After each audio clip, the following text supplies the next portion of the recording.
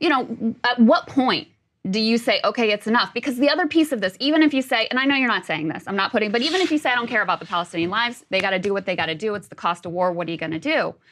There's also a lot of evidence that what they're actually doing is fomenting increasing support for Hamas. Because if you think about it, if you're a kid and your parents get blown up, what kind of politics do you think you're going to have when you grow up? Isn't that going to be tremendously radicalizing and incredibly compromising to the security of Israelis alike? So how would you get rid of Hamas? Well, if you're Israel. Well, I'm not running for president of the United States, number one. But number two, I think we have a model for this in a sense from the way we went in and approached bin Laden. So it was a targeted raid. If you're actually going to do this, you do a counter-terror operation where you go in a targeted way. You create a wedge between Hamas and the civilian population. And we see how this works in the past because previously in Israeli society, when there were pathways to peace that were on the table, where the Palestinian civilian population felt that they had a chance at negotiating some sort of a peaceful outcome, guess what? Support for Hamas falls off a cliff. It's almost a one-to-one relationship with the more brutal the response from the Israelis, the more support for radicalism that there is. You can filibuster. I'm not filibustering. You asked me a question. I'm trying to answer it. I think you're filibustering. You're not answering the question. You're saying drive a wedge. Well, of course Israel's trying to drive a wedge. By offering some other path that's not terrorism and not violence. What is that path? It's a path to a two-state solution or some sort of a just and lasting peace. And the Palestinians not only have rejected that, but Hamas, its whole purpose was the reason that Hamas was able to get all this popular support and take over was because of its opposition to any negotiation. Hamas just came out and said that they support Israel's PLO and recognize Israel's right to exist. On the other hand, you have the ambassador, the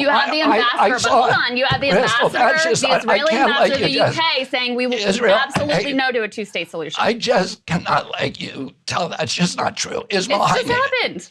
Ismail Haniyeh was on TV on Al Jazeera yesterday saying we're going to do this again and again and again. We will never negotiate. Which we covered and which is disgusting.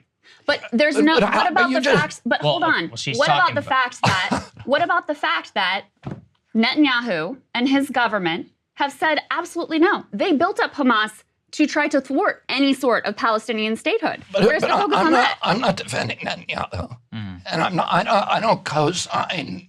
What Netanyahu and Likud do. Israel is a divided country. 80 or 20% of the population were on the street demonstrating against Netanyahu.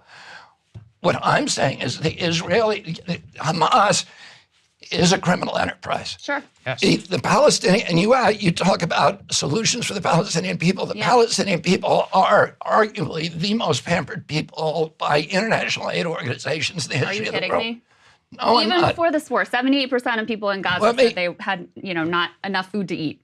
Right. And why is that? Why are you blaming Israel? In part, it's Hamas, and in part, it's the fact that Israel imposed a blockade and talked about putting them on a diet. If your neighbor, first of all, Israel has no obligation. Israel built 3,000 hothouses and gave them for greenhouses. That would have made Gaza completely food self-sufficient, gave it to them as a gift, offered to rebuild the port of Gaza to make it the Singapore of the West. Hamas said, no, we don't want you money, we don't want you ideas. And what do? The international aid agencies have given Gaza more than 10 times per capita what we gave to rebuild all of Europe after the Marshall Plan. They've gotten $8,300 per capita, every person in Gaza. We rebuilt Europe with $621 per capita in Europe, and we rebuilt it. What did they do with that money? Instead of using it to make this, Gaza's this beautiful country, white sand beaches, it should be a paradise.